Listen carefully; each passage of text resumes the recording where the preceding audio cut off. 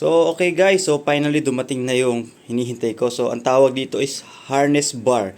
So, yun yung nakalagay dun sa Lazada, harness bar. Ito yung nilalagay sa likod ng seatbelt. Lagay ng seatbelt. So, ayan guys. So, tingnan natin ngayon. Ayan.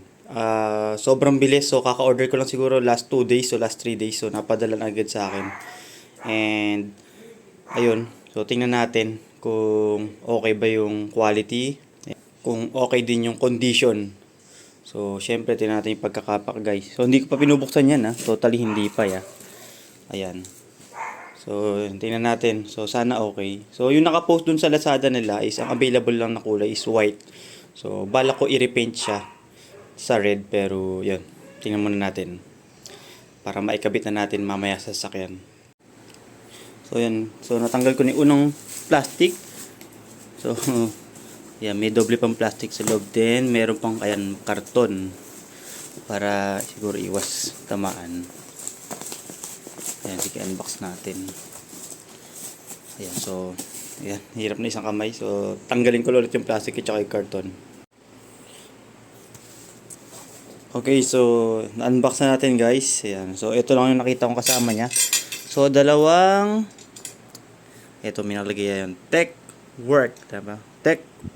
Technoworks pala, sorry. Hindi ko nabasa yung gitna. Technoworks siya. So, ayan, meron silang sealed. So, ayan, thank you sa Technoworks. So, very accommodating yung nagre-reply sa akin. So, chinat ko rin sila via Facebook kasi wala talagang pang Ford Fiesta eh. So, ang binili ko is yung pang Honda Jazz. Sinukat ko rin naman yung actual. Uh, ang sabi, sukatin ko raw yung dulo sa dulo nung sa may seatbelt, yung lagyan ng tornilyo. So, 43 inches guys. Sa mga Ford Fiesta na gusto rin maglagay nito. So, ayun. Ayan. Then, ayun guys. So, yun lang naman yung kasama. So, tingnan natin kung kasya yung tornilyo. So, re-remedyohan na lang natin yan. At least, ayan, nabili natin. So, kakabit ko mamaya sa kotse.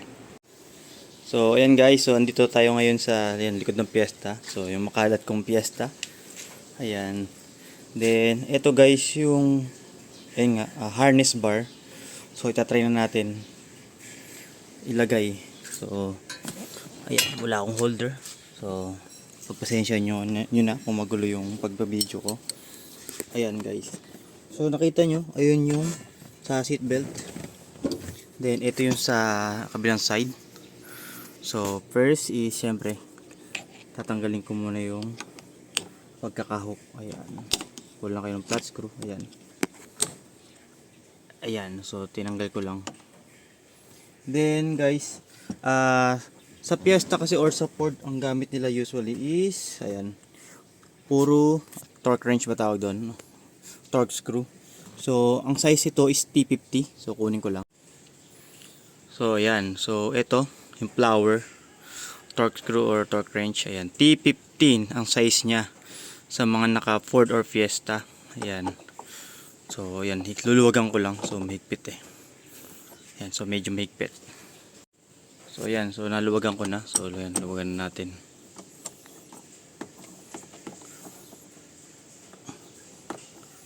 Ayan. So, luwagan ko lang both side para maikabit natin.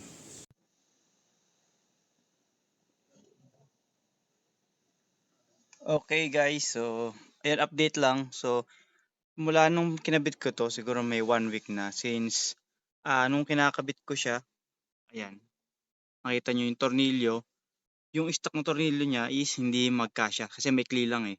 And yung medyo bitin yung nabili kong harness bar. So hindi siya dapat na 43 inches. So sinakto ko kasi pagitan ng seatbelt hanggang dun sa dulo. So, siyempre, ako mali doon. So, ako nag-adjust. So, dapat ang in-order nyo at least nasa 47 para mas nakadikit dito. So, kahit ibaba nyo rito yung sa may seatbelt is pwede. So, ang ginawa ko na lang, ayan, nakataas yun, nakasagad ng todo sa may seatbelt pagitan. Tapos, bumili ako ng fine thread na screw na 60 mm yung haba niya. Para ito kasi sa seatbelt para magamit pa rin siya, no? Gumagalaw-galaw pa rin. Hindi siya pwedeng maipit.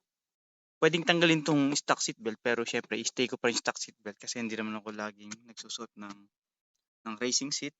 So pero functional naman din siya. Matibay siya. So ginagamit ko lang yan pag mga long drive. So pag mga dito-dito lang, syempre kailangan pa natin seat belt ng ayan, stock seat belt tulad sa kabila. Then yung sa racing seat, ayan, I mean racing seat, racing belt. Ayan. So nakita ko rin sa Google, ganyan yung ginawa ang pagbalot para syempre guys, hindi siya nakalaglag yung sobrang tali. So ayan, all goods. Need ko lang higpitan yung tornilyo. Then dito rin, ayan, di ko pala na ipakita. So may screwhan din doon para doon sa stocks na seatbelt. So tinanggal ko lang din. So pine thread din siya. So gamit ko pa rin yung stock na tornilyo dito. So inipit ko lang. Yan. So secured na rin yan. Hindi ko pa masyadong nahigpitan. So dito higpitan ko lang din. Then doon din, ayan, higpitan ko din yan. Ayan, all good sa tayo. So madali lang mag-install. So dapat lang tamay sukat. So sa mga gustong gumaya na Ford Fiesta, since ito is 43 inches yung lapad niya, nakasukat siya sa Honda Jazz. Pero mas malapad yung Fiesta. So suggest ko lang na at least 47.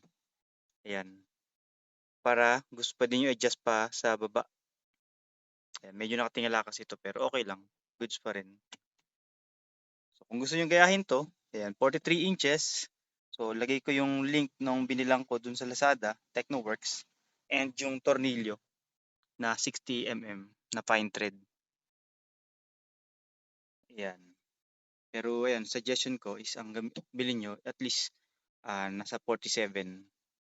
Meron naman dun choices. So ayan, meron akong holder ng phone, 'di ba? Ayan guys, so yun lang naman yung vlog ko dito. Ayan, nagdagdag lang tayo ng harness bar. So senior ko lang din sa mga fiesta na nanonood or naka-fiesta na nanonood sa vlog ko. Ayan, so maraming maraming salamat sa mga nakaka-chat ko minsan. Ayan, so sinasabi nila nanonood sila ng vlog ko. So thank you sa inyo guys. So shout out sa inyo. Ayan, so yung fiesta ko is for keeps. Ayan, sana hindi magkaroon ng major issue. So hanggat kaya ipa-repair, yan, pa-repair natin siya. DIY lang guys. Sa mga mahal yung piyesta nila. So yun guys, so thank you sa mga nanood. So see you on my next vlog.